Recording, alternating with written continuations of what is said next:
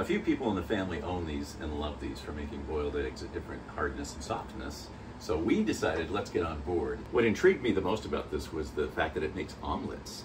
I didn't see anything in the instructions about how much capacity this omelet bowl holds, so I'm gonna find out by myself by just putting some water in here. I'm gonna fill this all the way to the brim, even though I know I'm gonna put ingredients in here, but it'll give me an idea really how much this holds. And we've got 8 ounces. Here's 2 eggs. So 2 eggs really doesn't even take up 4 ounces. So let's throw another egg in there because I'm hungry. Cheddar cheese, chives, another nice stir.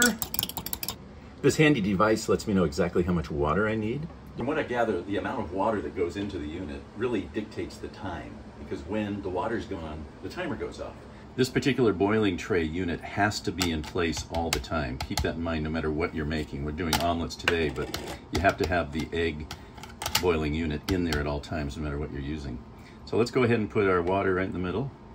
It's dry in there, by the way, so there's no additional water that'll mess us up. And then I've got a dry omelet bowl or tray. I'm gonna spray that with a little bit of oil. So 3 eggs, a little bit of cheese, a little bit of chives. I've got plenty of room for expansion in there, so I'm not gonna go completely to the brim. Put this on. Instructions say don't lock it. I'm not gonna lock it. I'll just put this over the top. It fits nicely. So after I've added the water and ingredients, now I plug it in. This is all safety stuff. I'll go ahead and hit the indicator. And we'll let rip. So while this is cooking, I wanted to show you all the documentation that comes with the box. The box itself is very descriptive, and you get all these great documents on here, warnings and things like that about what you should and shouldn't do. Pretty basic stuff here.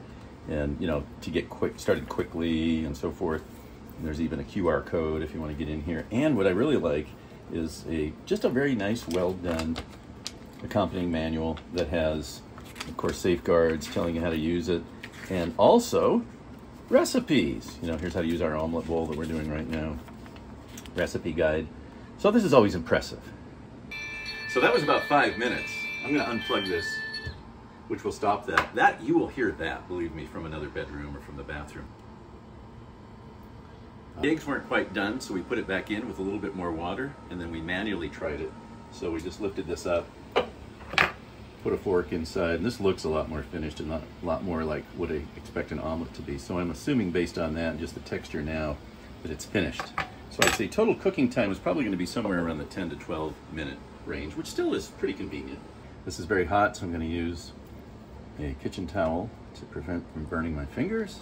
I did use that oil, so this should be able to come out somewhat easily, I would presume. There we are. I'm going to top it off with just a little bit more cheese.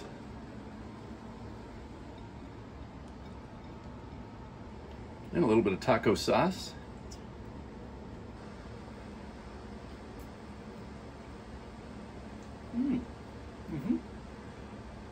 Yeah, it tastes good. Tastes like a regular omelet. I think it's cooked all the way through fine and delicious. Absolutely excited about this. Just wanted to show you how it's cooked all the way through here. You can use the tray to steam other things like shrimp, salmon, or these vegetables. I added 2 beaten eggs, and out came a nice zucchini omelet with Parmesan cheese.